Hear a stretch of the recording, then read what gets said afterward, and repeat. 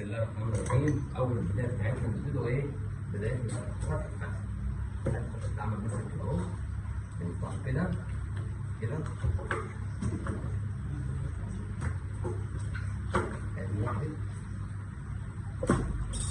طبعا دي عندنا اهم حاجه لازم نطلعها بره من قبل الفتحه. اهم حاجه دي بنطلعها وقت اهو عشان ما تمررش معانا في الكبدايه. ماشي؟ وبعد كده بنطلعها مثلا الفصل. وادي الزر. بنطلعه كده. طبعا لازم ضروري نغسله الفتحه بميه نظيفه، ما تكونش ميه زفره عشان ما تصفرش الفتحه معانا. كده بدأنا ايه نقطعه وقسمنا وركين. برضه هوريكم الطريقه بتاعت الفتح بتاعت الحالي بتاع الورك. ممكن نعملوه ورك شيش، ممكن نعملوه ورك شاورما، ممكن نعملوه حمام كذاب. كل ده ان شاء الله معانا في الجزء الثاني باذن الله. خلينا في الجزء الاولاني نبدا خلي الفتح معانا. ادي ده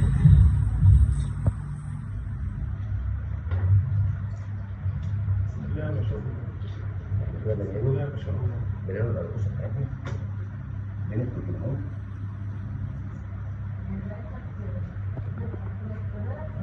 اهم حاجه عندنا ان احنا ما نطلعوش لحم بالهيكل. لازم جناحنا يبقى فاضي كده ما فيهوش تخدير باللحم. ده كده يبقى معانا ايه؟ الهيكل.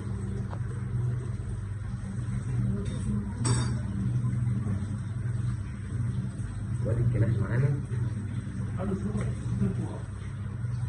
كده ايه. نبدأ بقى ان احنا ايه نعمله تاني.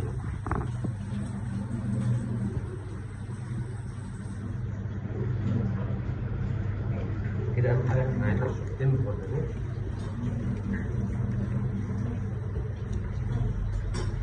عايز الكل يقرب عليا. فاهم؟ كان ذاتي فين كده. احنا بدأنا نقطع البداية. أول بداية دي الموزة. الموزة دي معانا ممكن تتعمل ايه معانا؟ ممكن تتعمل معانا ستريبس أو صوابع، أو ممكن تتعمل معانا أجزاء قطع، تتعمل معانا شاورما كده كده كده. ممكن نقطعوها معانا مكعبات. حلوة في الشوي وحلوة إنها تتعمل ستريبس. في التتبيلة تبقى جميلة معانا. نقطعها معانا هنا الفول. هنا البانيه حضرتك لو عايزاه مثلا شوي هنطخنه معانا شريحة البانيه اللي هي مثلا كده، هنطخنوها معانا. دي بتبقى جميلة في الشوي، يبقى سمكها عريض. هنا بقى لو عايزينه ورقة بفرة